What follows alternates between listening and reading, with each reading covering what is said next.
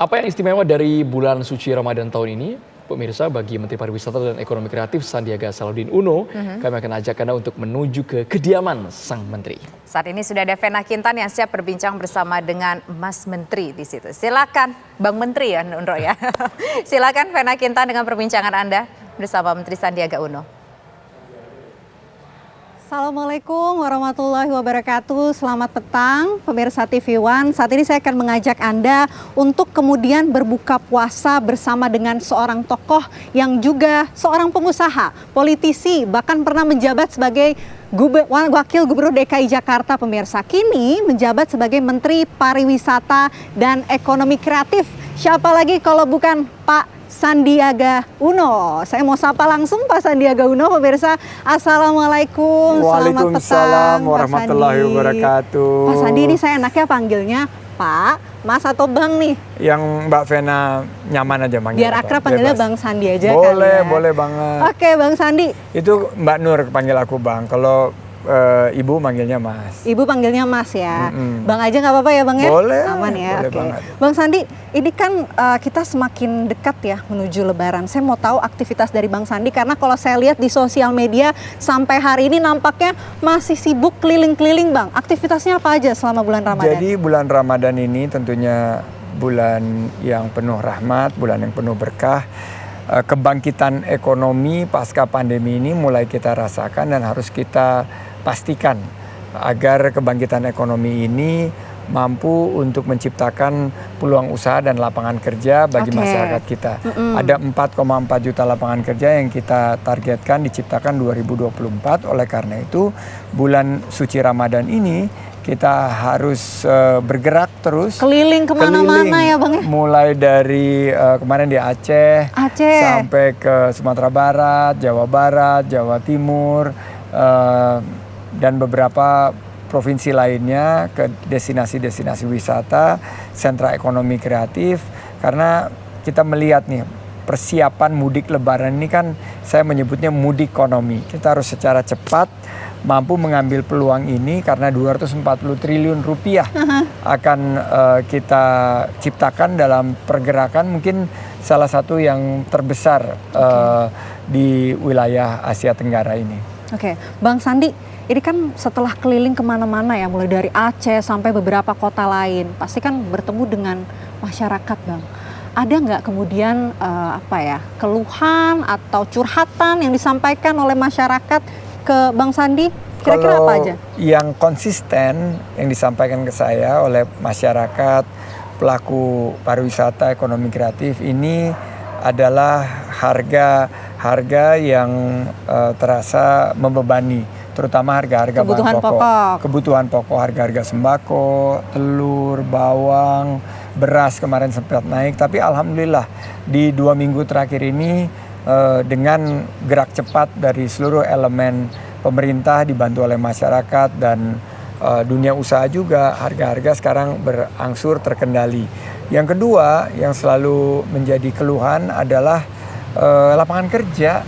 Susah banget cari kerja sekarang, terutama buat anak-anak muda. Nah ini yang kami dorong terus dengan program-program penyiapan penciptaan lapangan kerja dengan kewirausahaan, pemberdayaan UMKM, termasuk UMKM ekonomi kreatif, terutama kuliner, fashion, dan kria. Nah ini yang kita harapkan sektor ekonomi kreatif yang akan menjadi lokomotif dari penciptaan lapangan kerja kita ke itu depan. solusi yang disiapkan oleh seorang Menparekraf ya Bang Sandi. Bang Sandi, ini kan udah kita akan menyambut buka puasa ya bentar lagi. Buka puasa. Azan maghrib nih Bang.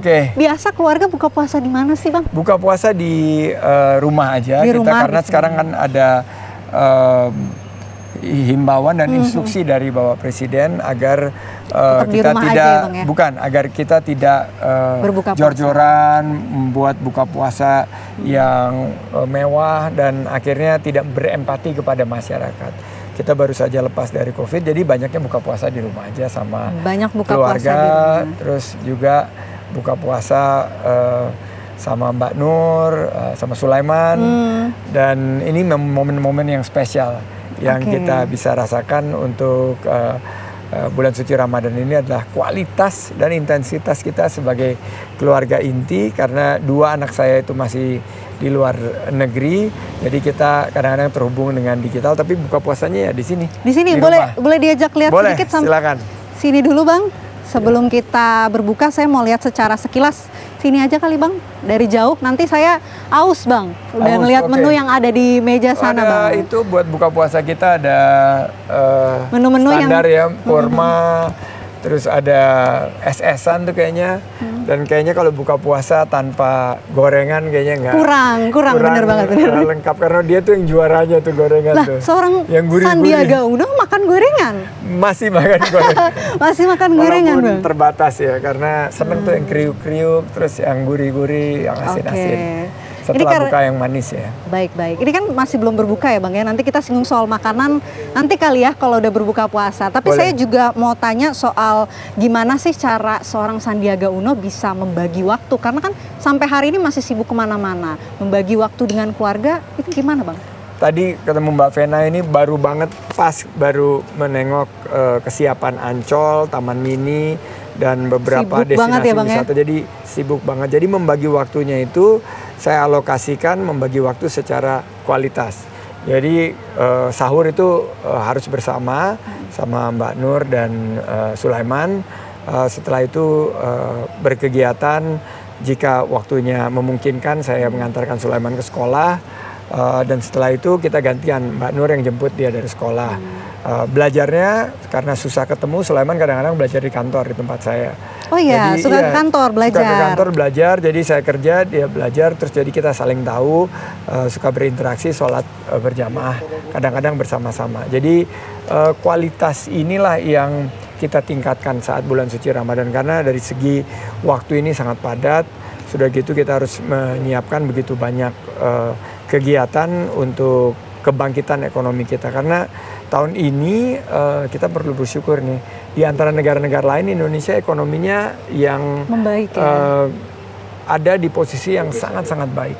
Ada gejolak ekonomi, ada perlambatan ekonomi, ada krisis perbankan. Indonesia ini alhamdulillah ya, sampai saat ini kita masih dalam kondisi yang baik. Ini perlu kita pertahankan. Oke, baik. Dan juga perlu akselerasi.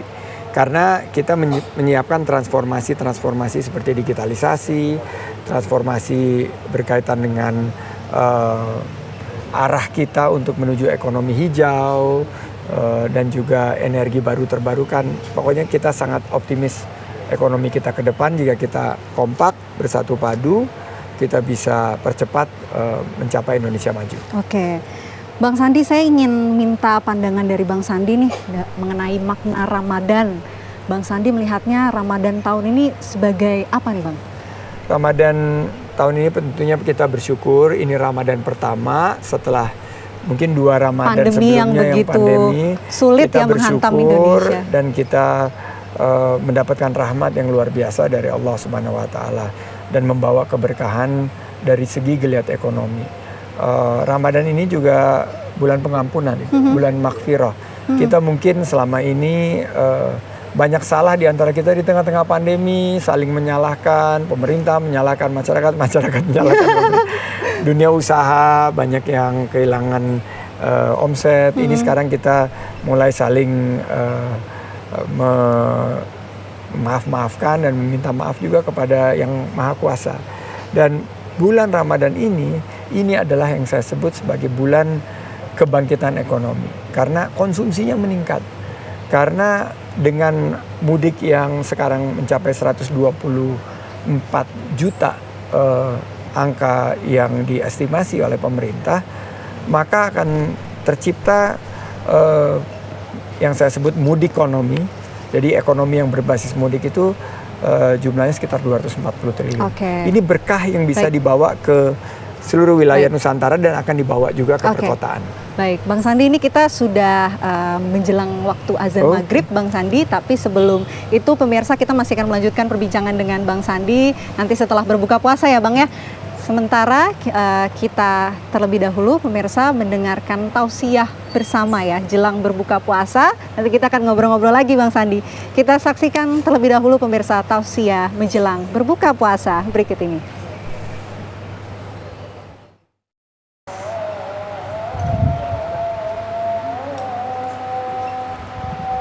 Ya, Anda kembali di Kabar Petang, pemirsa. Selamat berbuka puasa bagi seluruh pemirsa TV One. Saat ini saya masih bersama dengan Menparekraf, Bang Sandi. Dan juga ditemani oleh Mpok Nur. Assalamualaikum, selamat sore Mpok Nur. Assalamualaikum warahmatullahi wabarakatuh. Sehat, Mpok? Alhamdulillah. Ini barusan aja nih ya, kita udah buka. Tadi saya udah buka pakai es ini, Mpok. Ini esnya seger banget, Mpok. Ini buat sendiri atau gimana, Mpok? Buat sendiri, resep sendiri ya. Resep sendiri ya. Biar nggak bosan. Ya, ada buah naga, biar ada buahnya juga. Saya penasaran, Pok, sebetulnya kalau berbuka puasa, Bang Sandi tuh ada menu khusus yang harus ada nggak sih, Pok? Ada. Ini kurma ajwa pakai keju, itu nomor 1 harus. Oke. Nah, air putih dulu ya biasanya. Jadi habis air putihnya udah. Terus baru kita takjil kalau bubur ketan hitam atau bubur kacang hijau itu ya kesukaannya Bang Sandi. Oke. Baru kita makan, sholat dulu baru kita Makan besar. Ya. Berarti tim makan ringan dulu ya sebelum Iya. sholat ya. Betul. Wajib makan ringan, habis itu sholat baru makan besar. Nah, Iya. di meja saya nih, di depan kita nih sudah ada banyak menu ya. Tapi yang saya menarik, Meriah. meriah sekali. Ada ikan, ayam, dan ini dua-duanya. Dan ikannya ada goreng-goreng. 2. Ada 2 juga ya. Satu dibakar, tapi ini ikan nila. Kalau yang nila. ini ikan gurame. Jadi masih sejenis ikan. Emang karena Bang Sandi kan Gorontalo. Jadinya Ayahnya ikan. Gorontalo. Ayahnya Gorontalo, mamanya Jawa. Tapi ternyata seorang Sandiaga Uno, pemirsa, masih makan goreng-gorengan ya. Oh, ini kan kalau juara di dalam kasta buka puasa ini tetap goreng-gorengan menguasai Wajib tingkat ya. ini apa dewa dia finish di urutan pertama jauh meninggalkan yang lain karena gurihnya itu mungkin karena kita buka dengan yang manis terus kita sholat terus habis itu pasti nyarinya yang gurih-gurih gitu. Oke, boleh sambil kita makan aja Silakan, kali ya? silakan Boleh, yuk, Bang? mari. Nah, sambil kita cobain Iya. nih makanan yang udah siapin oleh Bang Ini Sandi sama ya, sayur asam dulu ya Pok Bang. Nur. Saya juga penasaran, Bang Sandi ini kan termasuk orang yang selalu jaga pola hidup sehat ya. Makanya saya juga kaget, gorengan masih masuk ke daftar makanannya Bang Sandi. nggak apa-apa. Sekali-sekali nggak apa-apa ya? Sekali-sekali tapi ya banyaknya yang buah yang berserat Iya. gitu loh.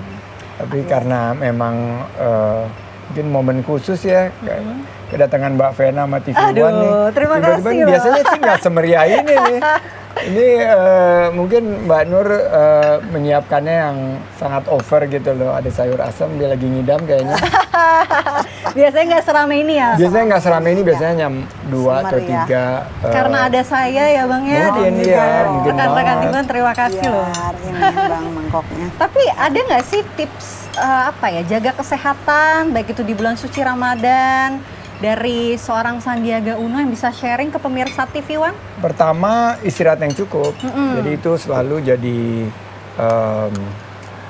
buat kami itu tidur yang karena kan malam beribadah gitu loh. Jadi dijaga pola istirahatnya, pola tidurnya karena kegiatan kan juga sangat padat. Nomor 2 olahraga jangan sampai lupa. Olahraga. Gitu loh. Loh, di bulan puasa olahraga apa, Bang? Olahraga ya yang ringan-ringan aja kayak lari, lari nggak terlalu jauh gitu, di treadmill, terus ya fitness yang enteng-enteng. Jadi kita jangan pernah tinggal berolahraga dan kadang-kadang kalau malam kita punya kegiatan-kegiatan kayak di daerah lari, tapi habis buka sih biasanya habis Habis buka terawih. puasa ya. Habis terawih dan ya ini yang banyak membantu menjaga pola hidup sehat kita. Harus tetap jaga pola hidup sehat, makanan juga harus tetap. Sama air sih Air ini yang putih paling ya, yang paling penting ya. Kita kan karena 14 jam lebih berpuasa, bagaimana caranya pas saat setelah maghrib sampai ke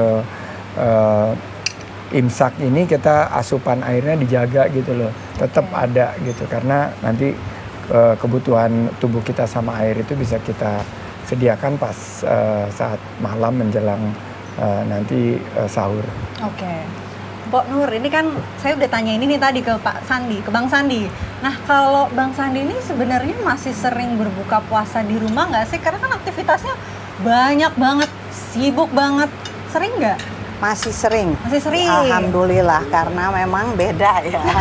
Kalau buka di rumah tuh kita bisa lebih puas, mau makan apa aja, bolak-balik, yang penting puas, ketawa-ketawa. Tapi kalau di buka tempat lain kan memang kita harus cepet-cepet ya, waktunya juga terbatas. Jadi ya akhirnya makannya juga nggak bisa yang kayak di rumah lah, puas-puasin. Sering banget, alhamdulillah. Oke, Bang Sandi, ini besok sudah cuti bersama. Sibuk banget sampai hari ini, Bang. Kira-kira besok cuti bersama masih kerja nggak sih, Bang? Nah, ini mungkin jawabannya untuk Pok Nur juga nih. Tenang, besok tidak ada kegiatan yang terjadwal per hari, per detik ini. Tapi suka timbul ide gitu, oh ini mesti kita cek nih, atau kita mesti pastikan, karena Menteri Pariwisata dan Ekonomi Kreatif ini justru bekerjanya saat orang-orang siap-siap berwisata. Kita ini harus pastikan kondisi, situasi, dan juga kesiapan destinasi dan sentra-sentra ekonomi kreatif kita, karena ini akan membludak luar biasa. Ini pertama kali setelah PPKM diakhiri, akan ada mudik yang kita harapkan jangan sampai terjadi apa yang tidak kita inginkan gitu. Keselamatan harus kita pastikan. Bus-bus pariwisata kemarin kita inspeksi bersama Kementerian Perhubungan. Karena tahun ini juga katanya jadi puncak mudik terbesar ya sepanjang ya, ini setelah sejarah pandemi ya, dalam sejarah mungkin ini yang harus kita siapkan. Dan jangan sampai juga kemarin banyak laporan kendaraan itu nggak handal, tidak mumpuni, tidak dicek, akhirnya ada remblong, supir yang lelah dan lain sebagainya. Jadi kita menawarkan beberapa opsi-opsi destinasi, misalnya dalam perjalanan Trans Jawa atau Pantura, Pansela atau Trans Sumatera itu ada beberapa spot-spot wisata dan rest area serta pariwisata berbasis masjid. Jadi masjid-masjid yang cantik yang patut dikunjungi, sekalian mereka beristirahat juga. Oke, sudah dioptimalkan ya tempat-tempat wisata, tempat-tempat lain jelang libur Lebaran nanti ya, Bang Sandi. Iya, dan ini peluang kita, peluang emas. Mari kita manfaatkan bersama untuk kebangkitan kita. Sekali lagi saya berharap lebih banyak peluang usaha dan lapangan kerja yang tercipta. Oke, baik. Terima kasih Bang Sandi dan juga Mpok Nur. Sambil kita makan ya, kita cobain makanan yang udah disiapin sama Mpok Nur dan juga Bang Sandi. Nah, itu dia tadi pemirsa, buka bersama kita dengan tokoh Menteri Pariwisata dan Ekonomi Kreatif Sandiaga Uno dan juga Mpok Nur. Saya mau lanjut makan, mau cobain makanan yang udah disediain buat saya. Dan usai jeda pemirsa, Kabar Petang masih akan kembali untuk Anda. Tetaplah bersama kami.